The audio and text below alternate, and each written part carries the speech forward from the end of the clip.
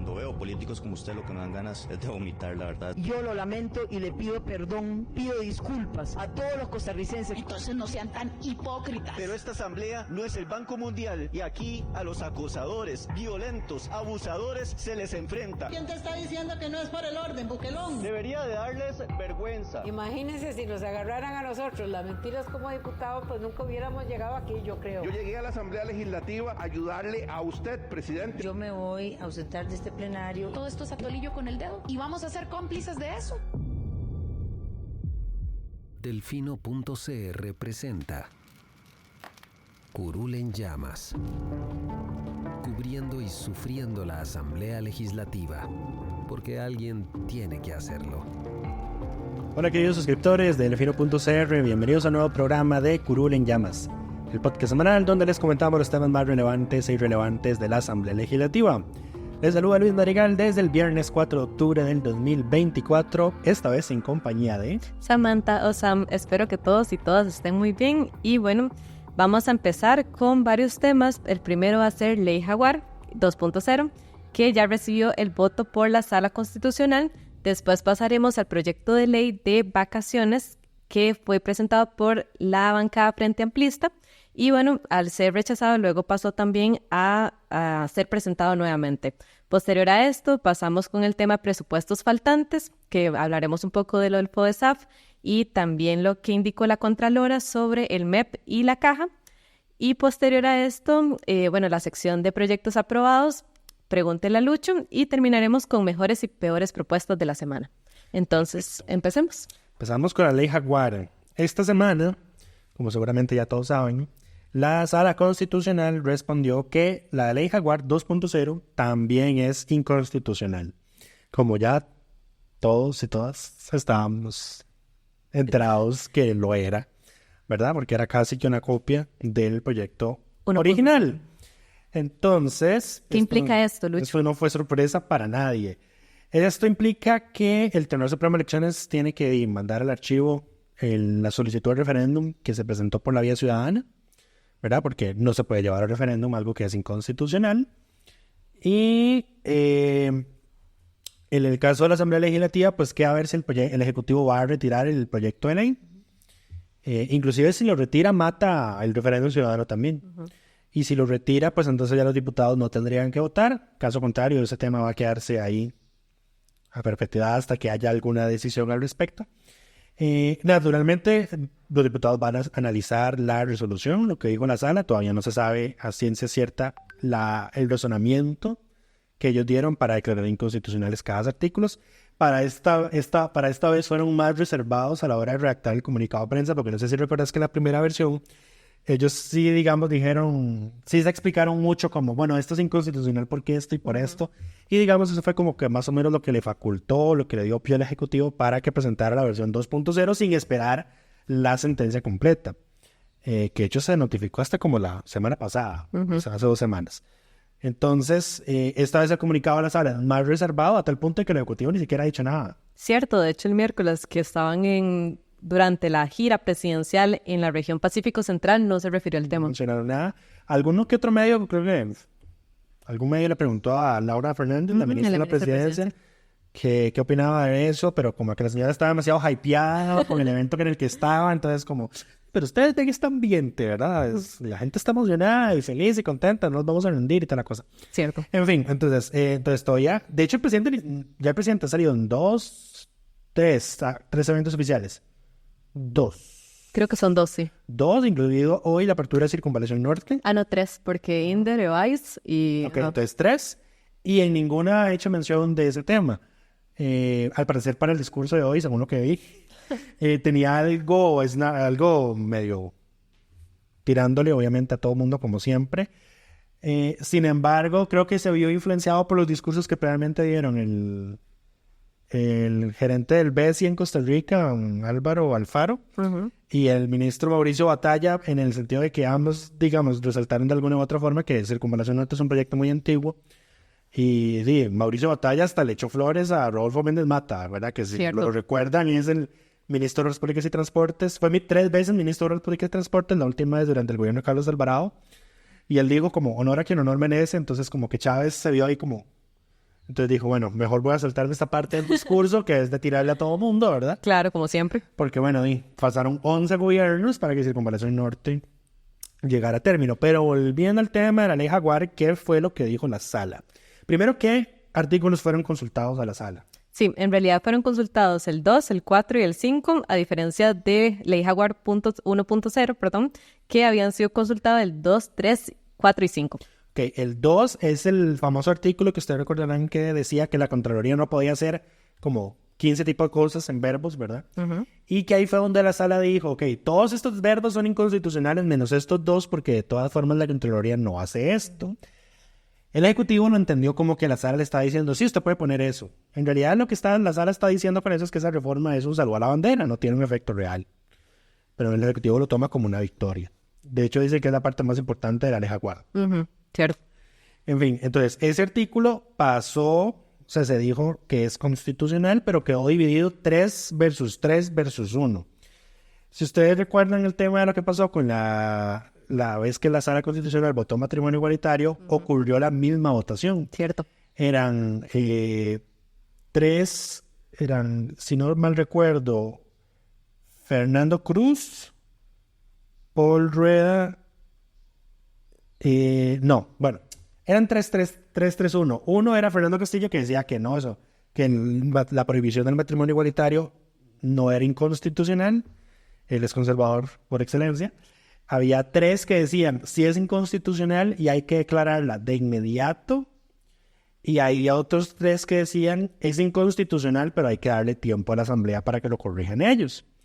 Entonces, las decisiones de la Sala Constitucional hay que adoptarlas por mayoría. 4 votos de 7. Entonces, lo que ocurrió en ese caso es que para que haya un voto de toda conformidad, ese es el término, digamos, que se usa en la sala. Entonces, hay magistrados que adoptan una tesis de las que no son de la mayoría, pero únicamente a efectos de que haya una sentencia. Entonces, ¿qué ocurrió en este caso? Que hubo 3 magistrados que dijeron, este artículo no es inconstitucional. Hubo 3 que dijeron, sí es inconstitucional, y estaba Don Paul Rueda. Don Paul fue el que terminó inclinando la balanza en el sentido de que no es inconstitucional, pero él lo hace de esa forma, digamos. Yo voto con ellos, pero bajo mis propios motivos. Condicionando. ¿Y cuáles son los motivos de Don Paul? Don Paul dijo, yo quisiera que se haga una interpretación conforme. Y una interpretación conforme es cuando el artículo, digamos, no es inconstitucional de forma descarada, pero si se interpreta de alguna forma puede ser. Entonces Don Paul lo que optaba era por decir, este artículo no es inconstitucional siempre y cuando se interprete que la Contraloría mantiene intactas sus potestades de control y fiscalización. Pero entonces, para que hubiese un voto de 4-3, Don Paul vota con los que dicen que no hay inconstitucionalidad. Pero ¿qué implica esa posición de él? Que si el proyecto llegara a si es la primera que nada, si eso llegara eventualmente a aprobarse, que lo dudo mucho, porque no es un saludo a la bandera, pero digamos, yo creo que la Asamblea podría hacerlo como para matar ese tema ya definitivamente, como, ¿eso es lo que querés? Bueno, toma, no va a tener efecto alguno. No sé vos qué opinas al respecto de eso, como que... Sí, es una posibilidad. Háganlo para que dejen de molestar con eso. Pero digamos, en esa situación, si llegara a ocurrir y se llega a aplicar, digamos, contrario a lo que Don Paul opina, él se va a pasar a los otros lados y va a declarar que entonces es inconstitucional. Claro. Entonces, victoria y no hay para el Ejecutivo. Y en todo caso, los otros artículos fueron, uno, el de la Ley General de Contratación Pública, que el gobierno dice que se ocupa para ciudad-gobierno. Cierto. Ese se declaró inconstitucional. Y el otro era el de la reforma de la Ley de Habdeba, que también se declaró inconstitucional. Entonces, ahora está el PUSC, porque el PUSC tiene un proyecto para... alternativo, cierto. Habdeba, sí, que en realidad es muy parecido a la Ley Jaguar, y ahora están presionando para que se apruebe ese proyecto, sin esperar a lo que diga la sala.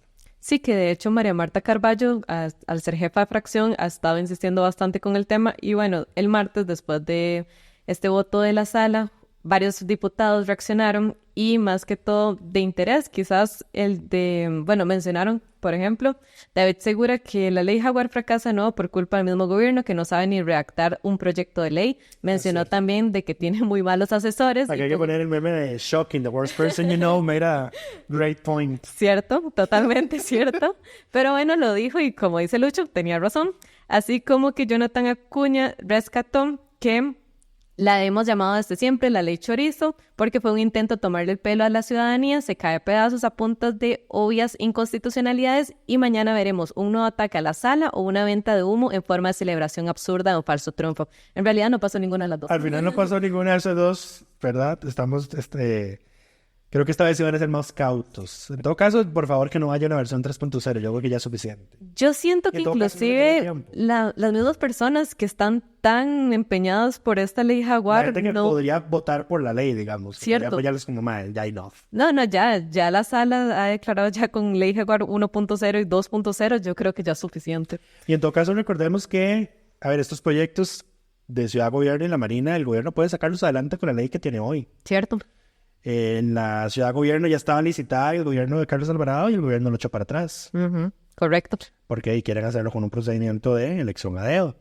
Y con la terminal de cruceros y la Marina de Limón, pues es exactamente lo mismo. Entonces, al final, si estos proyectos no se hacen durante este gobierno, va a ser por la mera majadería del Ejecutivo. Sí, en realidad fue por dar más una imagen popular por todo el tema de la iniciativa referéndum y demás, pero lo toma el siguiente gobierno y también dependiendo de quién quede en el próximo gobierno. Un gran desperdicio, porque, o sea, ¿vos te acuerdas que el gobierno había dicho, o sea, queremos llevar jornadas 4-3 al referéndum, la venta del BCR, cosas que, o sea, aunque polarizantes, podrían haber sido, digamos, tener un impacto o verdaderamente sacar un proyecto que podría considerarse urgente o necesario, porque, por ejemplo, pues es debatible, o sea, no es debatible. Yo creo que sí tenemos que tener jornadas 4-3, no es la parte debatible de cuántas horas, ¿verdad? Sí, exacto. Porque entonces están las de 12 horas, están las de 10 horas, están las de 8 horas, etc. Pero de que ocupamos tener jornadas 4-3, hay que tenerlas. Pero entonces, digamos, ahí era donde estaba esa fue una oportunidad perdida. Porque, ¿qué va a pasar? ¿Qué va a pasar ahorita con el proyecto de esta jornada 4-3? Que lo van a volver a inundar de mociones en la Asamblea. Sí, no se va a mover en realidad. Exacto. La venta del BCR, debatible si se puede llevar a un referéndum. Lo mismo. Sí. Porque si ya vieron que en la Asamblea Legislativa no va a haber ambiente, porque, por ejemplo, Nueva República, ya digo, que Nueva República, que es un conocido socio de este gobierno, ¿verdad? Claro. Ya dijeron, no, nosotros no vamos a apoyar eso porque ahí estás quitando un montón de sucursales en zonas rurales, etcétera, etcétera. Cuando nosotros no cuenten, el POST tampoco, Liberación tampoco. Entonces, si ya sabes que en la Asamblea no va a haber viabilidad para eso, hubiese usado un referéndum para eso. Totalmente. Sí, no estuvieron en realidad En cambio, prefirieron pelearse con un proyecto absolutamente innecesario, ridículo, para hacer un punto, y no le salió ni la una ni la otra. Sí, quisieron escoger un tema para ellos polarizante o como movilizar por lo menos la opinión pública, pero no lo lograron por todas estas trabas que en realidad vienen desde nuestro orden jurídico y constitucional. Entonces, sí, nada más para cerrar este tema, mencionar que la sala que deliberó este tema fue don Fernando Castillo, que es el presidente de la sala, y puede ser que alguien se pregunte por qué don Fernando Castillo no se inhibió en esta, porque recordarán que él se inhibió en la primera, cierto, de la Contraloría, que la sala no la resolvió. Él se le había inhibido porque una de sus hijas ayudó en la redacción de esa versión. La razón por la que no se inhibió en esta es porque ya en esta segunda ella no colaboró. Don Paul Rueda, uno de los enemigos declarados del presidente, no por parte de don Paul, sino del presidente, que no se lo soporta. Don Luis Fernando Salazar Alvarado, doña Ingrid Hesser Herrera, Ana Mari Garro Vargas, Jorge Araya García, que fue el instructor, y además, si tienen tiempo libre o les interesa, léanse la nota o las razones adicionales que don Jorge Araya puso en la sentencia de la ley Jaguar 1.0. Es muy interesante porque don Jorge llegó al punto de decir que esa primera versión era inconstitucional por inconexa. Recordemos que la conexidad es que haya una coherencia entre lo que se quiere hacer con el sentido original del proyecto y lo que dice el proyecto cuando se aprueba. Y don Jorge llegó a decir, este proyecto es inconexo desde su origen porque en la exposición de motivos el gobierno lo presenta como una ley para desarrollar obra pública y mejorar las competencias de la Contraloría, pero cuando usted ve los artículos es todo lo contrario. Totalmente, para desmontarla prácticamente. Ajá. Entonces es muy interesante esa opinión que puso don Jorge Araya García en esa primera sentencia. Y también estuvo la magistrada suplente, doña Alexandra Alvarado Paniagua, en sustitución de don Fernando Cruz Castro, que no estuvo. Que justamente, inclusive, el martes le llegó a todos los medios de comunicación el video y las declaraciones de doña Marta Costa, que es la Contralora, diciendo que recibían esa resolución con plena satisfacción. Por supuesto. No lo puedo haber dicho mejor en realidad. Sí. Okay. Muy bien por doña Marta Costa, que logró su cometido, diría el chavismo. Totalmente. Pero en fin, creo que podemos pasar al siguiente tema, Sandra. Sí, vamos con lo del proyecto de ley de Frente Amplista sobre las vacaciones, que es que aumentaría los días de vacaciones remuneradas al año. Se votó, pero en la comisión. Uh-huh. ¿Y qué ocurrió con el proyecto? Bueno, quedó archivado. ¿Por qué, Lucho? Resulta que acontece que esto ya lo hemos comentado un par de ocasiones en el podcast, que hay una norma en el reglamento que dice que si hay algo que se empata 2 veces, se archiva. Uh-huh. Y este proyecto desgraciadamente quedó empatado 2 veces cuando se votó por el fondo, entonces tuvo que mandarse al archivo. ¿Quiénes votaron a favor? Bueno, votaron a favor Rocío Alfaro del Frente Amplio, Alejandra Larios, Francisco Nicolás y Dani Vargas, que son del PLN, pero fueron los votos en contra de Joana Obando del PLP, y los oficialistas Jorge Antonio Rojas y Daniel Vargas Quirós, y bueno, también Nueva República por David Segura. Sí, entonces quedó empatado y ese proyecto se fue al archivo, pero de inmediato don Ariel Robles presentó un nuevo proyecto, aunque antes de hablar de ese nuevo proyecto, que bueno, es prácticamente casi idéntico que que se archivó, hay que resaltar que don Ariel no es miembro de la Comisión de Jurídicos, valga decir, él fue como diputado no miembro, pero igual tiene el derecho de hacer uso de la palabra. Y él expuso algo muy cierto, el doble estándar o la hipocresía de la Asamblea Legislativa. Porque no sé si ustedes saben que la Asamblea Legislativa para este 2024 se había aprobado 24 días de vacaciones. Increíble. Pero un proyecto para darnos 3 semanas de vacaciones al resto de mortales. No, jamás considerarlo ellos. Dios libre, ¿verdad? Y lo más triste y molesto quizá es que los diputados que votaron en contra, ninguno habló. No dio motivo detrás del voto, sí. Y el oficialismo muy raro, porque el Ministerio de Trabajo emitió un criterio afirmativo. Resaltó las virtudes de que la gente tenga más días de vacaciones. Qué raro, sí. Pero bueno. En todo caso, el FA ya presentó el proyecto nuevamente. Cierto. Así que va a reiniciarse su trámite en la Asamblea Legislativa bajo otro número de expediente. Sí, en realidad, por el momento está así ese proyecto. Correcto. Entonces podemos pasar al siguiente tema. Vamos con los temas presupuestarios que, como saben, se está discutiendo el presupuesto nacional 2025. Y, bueno, lo primero sería lo de FODESAF, que fue este tema de que el Poder Ejecutivo presentó el lunes el proyecto de ley para este presupuesto extraordinario para cumplir la orden de la sala que les indicaban que no se podía eximir a Hacienda de incorporar la partida que le tocaba a FODESAF completa.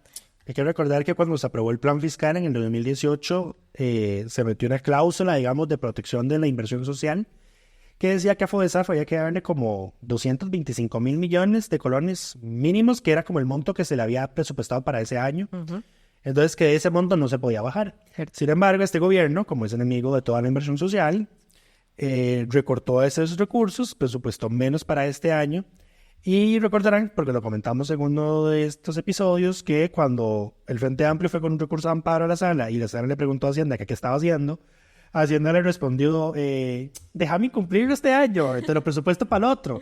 Obviamente la sala no aceptó eso, declararon con lugar el recurso de amparo y le ordenaron al Ministerio de Hacienda que transfiriera esos recursos, la totalidad de los recursos. Entonces este presupuesto lo que pretende es hacer cumplimiento de esa sentencia. Ahora bien, ayer hubo una controversia en la Comisión de Hacendarios, ya en la noche, entonces cuando lo pudiste ver, en la noche, porque llegó Noria Costa a hablar de ese presupuesto y se enfrascó en una discusión con don Jonathan Acuña, porque en teoría le quitaron plata al MEP para hacer esa transferencia a FODESAF, ¿verdad? Haciendo lo que hizo fue hacer un reacomodo de partidas entre instituciones, quitarle recursos de instituciones para dárselos a FODESAF. Entonces, obviamente, si ya el presupuesto de educación está más bajo de lo que debería ser, ¿por qué le quitan más plata al MEP? Preguntó don Jonathan. La respuesta de don Nogui es que lo vale hacerlo porque FODESAF también paga comedores escolares. Cierto. Entonces, que esa es la justificación de ellos para hacer ese traslado. Don Jonathan considera que con eso están burlándose de la orden de la Sala Constitucional, entonces habría que ver qué pasos siguen adelante. Lo otro fue que esta semana, el miércoles, llegó doña Marta Costa A la Comisión de Asuntos Hacendarios también. A hablar del presupuesto ordinario del 2025. Para que no sepan, digamos, de ese procedimiento, la Contraloría, además de defender su presupuesto, va y presenta un informe técnico sobre el presupuesto. Y bueno, doña Marta expuso ahí los datos macroeconómicos, digamos, más grandes, los más importantes, de cuánto es el presupuesto, cómo están comportándose los distintos indicadores, de cuánto está creciendo la recaudación, etcétera, etcétera. Y señaló un montón de deficiencias que tiene este presupuesto del 2025, empezando de que estamos a las puertas de volver a tener un hueco fiscal, sí, como el del gobierno de Luis Guillermo Solís, que recordemos que era que no habían presupuestado la totalidad de recursos para el pago de la deuda. Solo que en este caso no es deuda con los acreedores internacionales y nacionales, sino que no es deuda con la caja. Porque no le presupuestaron a la caja 459,000 millones de colones, que es lo que la caja necesita para cubrir los programas de aseguramiento por cuenta del Estado. ¿Que cuáles son? Los menores de edad, porque recordemos que toda persona menor de edad es asegurada por el Estado en Costa Rica, las personas en condición de calle, y las otras leyes especiales como el Código de la Niñez y la Adolescencia. Cierto. Entonces, resulta que acontece que el gobierno no le va a transferir esas plata a la caja para atender esa población, y entonces al final esto es una deuda de la que nunca vamos a salir. Nunca acaba. O sea, porque imagínate, ya esos casi $500 millones de colones. Demasiado. Que se va a ir a sumar a lo que la caja le va a cobrar al gobierno después. Bueno, y que no solo con la caja, también, ¿qué pasó con el presupuesto del MEP? Con el MEP, algo gravísimo, porque resulta que acontece, y aquí hay algo grave por la siguiente razón.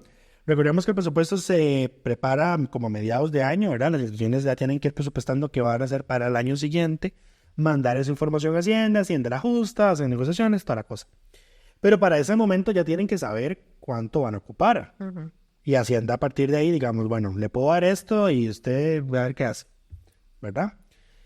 Pero resulta y acontece que al parecer así no es la cosa, porque en el MEP inicialmente se tenía previsto que iban a faltar 21,000 millones de colones de su presupuesto operativo para el 2025, pero el día que llegaba doña Marta Costa a exponer ese informe al informe técnico a la Comisión de Hacendarios, le mandaron desde el MEP un oficio diciendo, ups, son 118,000 millones. Pequeña corrección. Pequeña corrección. ¿Y recursos para qué? Pago de salarios, transporte estudiantil, pago de aguinaldos y comedores escolares. Sí, claro. Nada más y nada menos. Una gran afectación. Entonces, todos estos faltantes, los de la caja más el MEP, se suman a otros que ya han hecho, que ya han confirmado ministros del actual gobierno en las audiencias que han tenido en Hacendarios, porque, por ejemplo, ya llegó el ministro de Justicia, don Gerald Campos, a decir, me falta presupuesto para el otro año. 10,000 millones, de hecho. Ajá. Para aspectos básicos, sí, como pagar servicios... agua, electricidad y alimentación. Exacto. Y también el canciller Arnoldo Andrade, que dijo, me faltan 2,777 millones para las oficinas en el exterior. Entonces, obviamente, doña Marta Acosta dijo, y esto viola un montón de principios presupuestarios, ¿verdad? Porque se supone que el presupuesto tiene que tener todos los gastos que va a tener el gobierno, porque si no, hay algo que se llama riesgo presupuestario. Y entonces eso es que los gastos reales sean mayores que los gastos autorizados en el presupuesto, que eso fue lo que pasó con el hueco fiscal. Porque recordemos que el hueco fiscal no fue que alguien se robó plata. A mí me encanta siempre aclarar eso porque la gente no lo entiende. Ustedes ven y a veces pasan publicando una imagen de tanto se robaron con estos escándalos y sale hueco fiscal, 300,000 millones de colones, una cosa así. Eso no fue plata que se robó. Recordemos que eso fue que se agotó, se llegó al tope de lo que la Asamblea había autorizado para pagar y había que pagar más, porque la deuda está programada y hay que pagarla porque si no la pagamos quedamos en default. Cierto. Y las consecuencias de un default son más graves, me parece a mí, que pagar más allá de lo que estaba autorizado. Totalmente, hay que pensar también a mediano y largo plazo. Absolutamente, entonces sí. Sí, y otro aspecto en realidad interesante, pero que se ha venido repitiendo porque es algo constante de esta administración, la Contraloría indicó que lo que vieron era una persistente falta de transparencia en la formulación del presupuesto. Esto incluyendo la ausencia de reportes detallados sobre fideicomisos y fondos, así como la falta de identificación clara de recursos destinados a proyectos regionales. Esas son las famosas partidas específicas que, de verdad, de años atrás, eran un desastre, ¿verdad? Se prestan para muchísima corrupción. Y digamos, como para afinarlas un poquito, lo que se hacía entonces era meterle coletilla, ok, y bueno, esta plata es para este proyecto en específico. Sin embargo, dijo doña Marta que para este presupuesto, en 2025, el gobierno quitó todas esas especificaciones, como, bueno, va tanta plata para tal lado, tanta plata para tal lado. Qué casualidad que ya estamos prontos a empezar la campaña electoral. Cierto. Bueno, Lucho, creo que podemos pasar al siguiente tema, que es bueno, en realidad hoy vamos a ver solo un proyecto aprobado, que es el de enfermedades raras, porque en realidad el país estuvo, a pesar de Jaguar 2.0 y, bueno, la amenaza bomba de la UCR el lunes, creo que estuvo muy calmado el país. Sí, ya estuvimos en relativa calma dentro de lo que es nuestro nuevo estado normal. Pero bueno, este proyecto de enfermedades raras es un proyecto de la diputada Andrea Álvarez Marín, que se tramitó bajo el expediente 23.257, y muy puntualmente lo que propone es crear un centro de registro de enfermedades raras, que se va a encargar de recopilar y actualizar los datos epidemiológicos para facilitar la elaboración de políticas públicas. ¿Qué es una enfermedad rara? Una enfermedad rara es una enfermedad que padece menos de 1 de cada 5,000 personas en el país. Por lo general son enfermedades que son progresivas, discapacitantes y potencialmente mortales. Hay gente que muere y nunca supo que nunca le diagnosticaron una enfermedad. Sí, no se lo detectan. Correcto. De hecho, doña Andrea se vio visualmente emocionalmente afectada durante el trámite de este proyecto el jueves, porque ella recordó que 2 personas que padecen estas enfermedades y que, digamos, de alguna u otra forma colaboraron con este proyecto ya fallecieron. No pudieron ver el proyecto aprobado. Sí, en realidad Andrea ha contado con mucho apoyo de diferentes organizaciones que se encargan de trabajar con el tema de los pacientes, así, porque sí, ha sido bastante difícil porque son enfermedades que no son fáciles de detectar y tampoco tienen... Y cuyo tratamiento es muy caro, además. Además, sí. Sí. Pero bueno, lo otro es que también contempla la creación de una Comisión Nacional de Enfermedades Raras que va a estar integrada por el Ministerio de Salud, la Caja, la sociedad civil y el sector privado. Y también establece la creación de un Centro Nacional de Investigación para Enfermedades Raras que va a estar adscrito al Hospital Nacional de Niños y cuyo objetivo va a ser promover la investigación en tratamientos genéticos y colaborar con instituciones internacionales en la detección temprana de estas condiciones. Ahora solo queda que el presidente de la República lo firme y será ley de la República. Definitivamente un aporte muy importante. Pero bueno, de esa sección en realidad solo tenemos esto. Entonces pasemos a la favorita del público, que es Pregúntele a Lucho. Vamos con la primera. Dice, es de Spectacor, dice, ¿qué pasa si uno es asalariado y da servicios profesionales? ¿Cómo le afecta a uno este proyecto? Esta pregunta viene desde la semana pasada, que hablaron sobre el impuesto que sube los montos exentos para la renta de trabajadores independientes. Sí, para responder esa pregunta, recordemos que los asalariados no tenemos que declarar renta, porque nuestro salario es salario, no renta. Entonces, a diferencia de los trabajadores independientes, no tenemos que firmar la declaración del impuesto sobre la renta. Las deducciones que se nos hagan por cuestiones de salario se hacen automáticamente. Entonces, como asalariado no te va a afectar en nada porque los tramos de asalariado no se están alterando, no se están modificando. Los de los servicios profesionales sí. Entonces, lo que va a pasar es que en general vas a pagar menos impuestos sobre la renta si este proyecto se apruebe. Sin embargo, acá hay que mencionar que este proyecto se frenó esta semana porque el oficialismo, con 2 diputados de la Unidad Social Cristiana, lo mandaron a consulta a la Sala Constitucional, entonces no se le puede dar segundo debate. Sí. Bueno, vamos con la siguiente, que es de Khaled Barquero. Dice, saludos. Con respecto al tema de Chávez a la Asamblea, según lo que dicen ustedes, él debería renunciar 6 meses antes, pero antes de la elección o el día que asumiría su nuevo puesto. Antes de la elección. Eso está en el párrafo final del artículo 109 de la Constitución Política, que dice que no puede ser elegido diputado ni inscrito como candidato para esa función. Inciso 1, el presidente de la República o quien lo sustituya en el ejercicio de la presidencia al tiempo de la elección. Y el párrafo final dice, esa incompatibilidad afecta a quienes desempeñen los cargos indicados dentro de los 6 meses anteriores a la fecha de la elección. Que eso implica también altos funcionarios como ministros, jerarcas de instituciones y así. Correcto.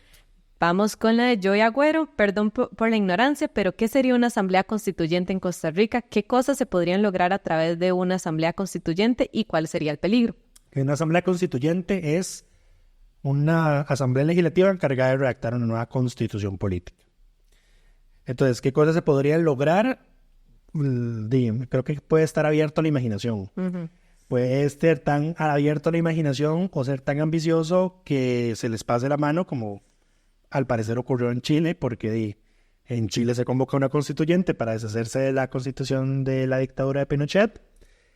Y para ellos, de hecho, fue como muy progresista, que eso era lo que decía en la ala más derecha de conservadurismo, entonces que por eso no procedió. Y al final, cuando la gente ya fue a votar si aprobaban o no la nueva constitución, la rechazaron, ¿verdad? Entonces, se podrían lograr muchas cosas, se podrían perder también muchas cosas, porque eso al final de cuentas es como un reset de las reglas del juego del país, ¿verdad? Sí, el peligro en realidad es a quienes vamos a escoger para que conformen esta asamblea constituyente también hacia dónde se dirige más, exacto, dónde se van a inclinar más y cuáles son sus valores, porque así como pueden irse las garantías democráticas a la basura en realidad. Correcto. Sí hay peligro. O sea, eso puede ser tan radical como, bueno, hoy somos una democracia presidencialista, bueno, con la constituyente ahora queremos decir que somos una república, una monarquía, y que nuestro rey es el rey Carlos del Reino Unido. Todo ese tipo de cosas pueden hacerse, digamos, puede cambiarse el modelo de gobierno, la cantidad de diputados, los derechos que tenemos, la división del país, etcétera, etcétera. Todo lo que puedan imaginar. Totalmente, es un tema complicado. Vamos con Richard Ordóñez. Esta pregunta viene con 4 subpreguntas, entonces contestamos 2 y luego pasamos a las otras 2. Dice, el presidente ha mencionado en varias ocasiones sobre la necesidad de la fundación de una tercera república en alusión directa al llamado de una constituyente. De ser así, ¿cuál sería el procedimiento y los plazos en que se llevaría a cabo la convocatoria hasta su finalización y quiénes integrarían ese equipo y cuál sería la metodología de escogencia? Okay, recordemos que la reforma general a la Constitución solo puede hacerse vía Asamblea Nacional Constituyente. Eso está en el artículo 196 de la Constitución, que dice, la reforma general de esta Constitución solo podrá hacerse por una Asamblea Constituyente convocada al efecto. La ley que haga esa convocatoria deberá ser aprobada por votación no menor de los 2/3 del total de los miembros de la Asamblea Legislativa y no requiere sanción del Poder Ejecutivo. Eso quiere decir que solo la Asamblea Legislativa actual, digamos, la del Congreso, puede convocar a la Constituyente con al menos 38 votos y no ocupa la firma del presidente. Procedimientos y plazos, eso tendría que fijarse en la ley que haga la convocatoria. Así que sí, eso tendría que verse detenidamente. No tenemos el elemento comparativo de la constituyente del 49 porque recordemos que esa la convocó la Junta Fundadora de la Segunda República. Era una coyuntura especial, además. Exactamente.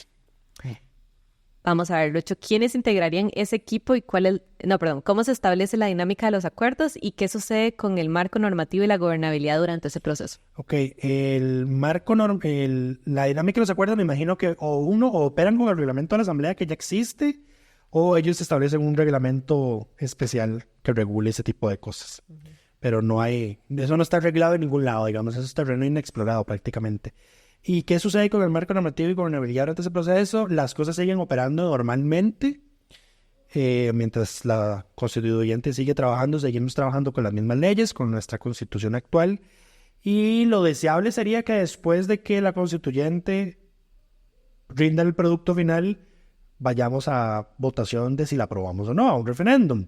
Eso no ocurrió con la constitución del 49. No, se hicieron elecciones para escoger diputados constituyentes, pero la población no fue a elección para aprobar la versión de la Constitución. De hecho, estoy seguro que si se hubiera ido a votación hubiese sido rechazada porque, digamos, la Constitución en términos globales es de las garantías sociales que se metieron, ¿verdad? Sí, lo más probable es que no. La oligarquía jamás las hubiera aprobado.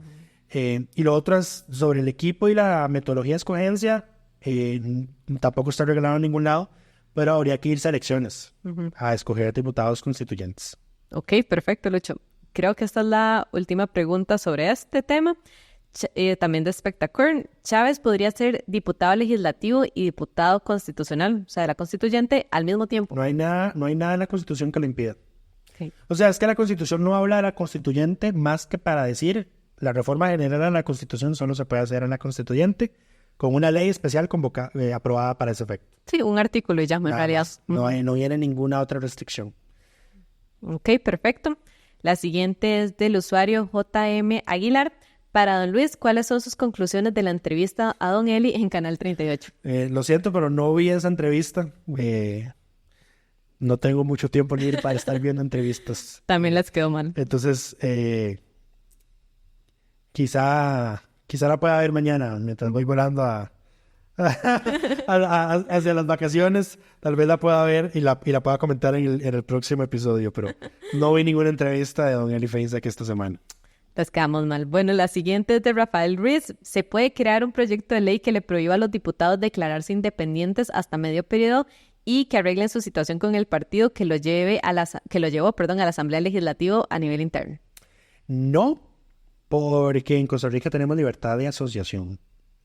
Entonces, eso significa que tenemos el derecho de asociarnos con quien queremos, o sea, en el partido que queramos, y no podemos estar obligados a permanecer en un lugar donde no queremos estar. Exacto. ¿Verdad? Entonces, no sería una reforma constitucional, no podría ser un proyecto de ley compatible con la Constitución. Sí, que en realidad a ese fenómeno también se le llama transfugismo y ha sido muy debatido, pero no se ha llegado a nada. Es muy común en todos los países. Lo que pasa es que los otros países no lo regulan en el sentido de que el diputado pierde el escaño. Por ejemplo, en España se establecen sanciones, pero en España el partido sí le puede pedir lo que se llama el acta de diputado, que es la credencial, digamos, que se usa acá. Se la puede pedir, pero creo que la persona puede negarse a entregarla, y si se niega ahí, creo que queda como diputado independiente o puede afiliarse a otro grupo parlamentario. Perfecto, Lucho. Esta la redactaron de forma muy curiosa, pero la vamos a leer. Es de José Jiménez. ¿Y ustedes creen que Ofelia vaya a la cárcel? No por temas de impunidad, sino por la edad. Sí, tiene más de 75 años. Exactamente. Entonces, por su edad es muy probable que le den casa por cárcel. Para recapitular ese tema, recordemos que el tema de doña Ofelia está en la sala tercera en casación, porque perdió la apelación en el tribunal inferior. Entonces, todavía eso no es tan firme y esa es la razón por la que no está en la cárcel. Prisión. Exactamente. Bueno, la siguiente es de el usuario Dipi 197. En Costa Rica se podría optar un sistema de representación proporcional mixta. Si se podría, sí, sería deseable. De hecho, había una propuesta vieja, ¿verdad, Sam? Del Poder Ciudadano ya. Poder Ciudadano, que ahora es Poder Ciudadano Costa Rica. Ok, interesante. El proyecto era más o menos de ese tipo. Entonces eran 84 diputados que iban a ser electos, 42 por distritos electorales y 42 por listas, como las que tenemos hoy. Lamentablemente ese proyecto se fue al archivo, no prosperó. Cierto, sí, Costa Rica es un sistema electoral proporcional, pero el electoral mixto entonces va a combinar el sistema proporcional con el mayoritario, entonces va a haber como introducción de curules por medio de circunscripciones más pequeñas, pero eso también podría implicar el aumento del número de representaciones. Aquí solo tenemos 57 diputaciones. En todo caso es un número muy pequeño considerando nuestro nivel de población. Totalmente. Tenemos una de las asambleas legislativas más pequeñas a nivel del continente y del mundo. Bueno, y que el número de diputados también puede ir cambiando según los censos, que bueno, el último censo es todo un tema, por la metodología en la que lo realizaron y los resultados que surgieron a partir de eso, pero pueden ir cambiando dependiendo de los resultados. Cambia el número de diputados por provincia. Por provincia, nada más. Entonces es como una provincia o gana o pierde diputados. Entiendo que por lo que está ocurriendo es que Guanacaste está perdiendo. Sí, yo creo que sí, Guanacaste. Ahorita solo tiene 4 o 5. 4 o 5, creo, ¿no? 5. Sí, pero hay provincias que están perdiendo población y por ende están en riesgo de perder curules. San José inclusive ya ha perdido varias versus Heredia y Cartago, me parece. Pero sí, el número está en 57 fijado por una reforma constitucional lamentable. Quizá lo que hubo, en lugar de haber hecho un congelamiento, lo que debió haber hecho es una reforma, porque antes era un diputado como cada por 20,000 habitantes, que obviamente es un número, pues era un número, podría considerarse un poquito bajo. Pero haberlo fijado en 57 de nuevo supone una serie de problemas, porque hay una carga de trabajo considerable en los 57 que ya están, y eso en realidad lo que ocasiona es que se vean obligados a tener una gran cantidad de asesores. Sí, totalmente. Y bueno, Alemania es un ejemplo donde el Bundestag, que es el Parlamento, crece, ha crecido proporcionalmente en los últimos años. Había estado en 598, luego pasó a 709 y ahorita está en 733. De hecho, se había enviado una reforma para buscar reducir su tamaño en el futuro porque va creciendo. Y recordemos que Alemania es un sistema electoral proporcional mixto. Entonces, escogen en la papeleta por 2 casillas. Ok.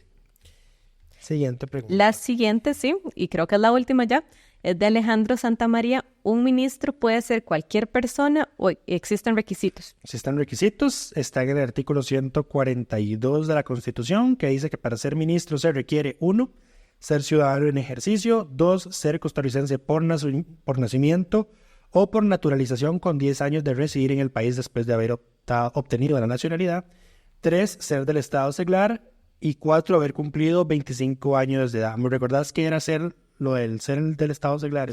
En realidad... Ser clero de la iglesia. Sí, exacto, porque aquí en Costa Rica no es un estado laico aún. Eso es todo un tema. Eso podría cambiarse con una reforma, con una asamblea constituyente. Exacto, eso sería muy bueno. O nos dicen, bueno, ahora somos un régimen confesional, exacto. Sí, no, por eso contraproducente pudiera Hay ser. muchos riesgos, exactamente. Y esas son todas las preguntas por esta semana. Recuerden que pueden dejarlas en el canal de YouTube. O Spotify. Por correo no, los correos de May y el mío están de vacaciones. Van a estar con respuestas automáticas de vacaciones, así que por YouTube o por Spotify, por favor. Perfecto, y para terminar, pasemos a las mejores y peores propuestas de esta semana, Lucho. Ok. ¿Qué tenés en las peores? Las peores. Bueno, esta me la dejó Mike. Okay. Me dijo que el proyecto de ley que presentó Sonia de Liberación Nacional, Sonia Rojas. El proyecto para crear el Día Nacional de la Persona Jubilada. De nuevo, seguimos con esos proyectitos chayotitos. Hubiese sido más productivo que se aprobara un proyecto de trabajar menos, más vacaciones, pasar más tiempo con la familia. Totalmente. Disfrutar más de tu vejez. Un proyecto para mejorar los sistemas de pensiones. Sí, que en realidad es para incentivar a las instituciones a que hagan actividades que pues, hagan algunas bingos. Ya hacen, sí. Algunos ya hacen actividades. Es una ley para que las instituciones hagan bingos, es ridículo. Dios mío. ¿Y la mejor, Lucho? La mejor, bueno, no sé vos, pero a mí me parece, estuve estudiando anoche el proyecto del PUSC sobre la obligatoriedad de que los nuevos privados de libertad trabajen o estudien. Sí, que no es retroactivo. Ajá, me pareció que está muy bien hecho. Francamente me sorprendió. Porque la hice yo. Es un proyecto de doña María Marta Carballo con don Leslie Roen, vos Jorges León. Pero está muy bien hecho. Indagaron bastante, estudiaron la legislación de Argentina, de Alemania, de Japón. Sí, la exposición de motivos estuvo muy completa. Muy buena. Destacaron que más del 65% de la población carcelaria del país no participa en programas laborales o educativos. Me gustó la distribución en 4 áreas de cómo se va a distribuir esta remuneración que obtengan. Sí. 25% para cubrir la pensión alimentaria, si es que tienen. Deudas civiles, otra. Deudas civiles o acciones civiles resarcitorias. El 25% para cubrir los costos de su estadía en prisión. Y un 25% que le queda a un fondo personal para ellos. ¿Qué estiman que por persona privada de libertad son 22,000 colones al día? Lo que nos cuesta. Lo que nos cuesta al Estado, exacto. Sí, a ver, hay un tema aquí con estas propuestas, digamos, esto no es novedoso. De hecho, es algo muy común, digamos, en los candidatos que tienen una línea, que gustan ponerse una línea de hombre duro, ¿verdad? Hombre ley, cosas así. De proponer, hay que poner a trabajar a los privados de libertad.